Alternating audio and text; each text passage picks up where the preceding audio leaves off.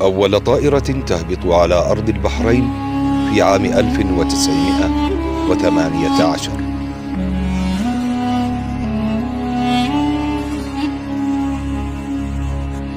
هبطت أول طائرة بريطانية حربية من نوع فيكرز فيمي في البحرين في عام 1918. وقد كانت هذه الطائرة في رحلة من لندن إلى كلكتة.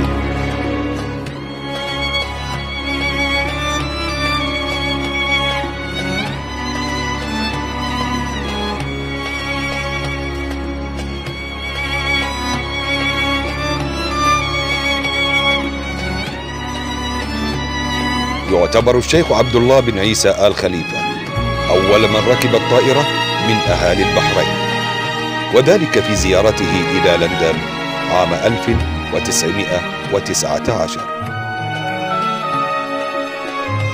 في 8 يونيو عام 1924 وصلت 4 طائرات بريطانية من نوع هافيلاند إلى البحرين. تم دعوة الشيخ حمد بن عيسى آل خليفة لركوب إحدى الطائرات، حيث أقلته في جولة حول البحرين.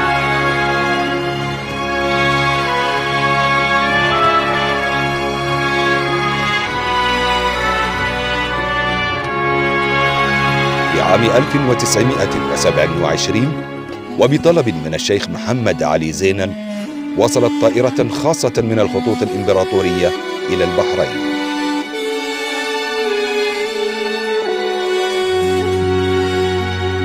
وقد استقلها التاجر عبد الرحمن القصيبي، وكانت الرحلة من البحرين إلى البصرة.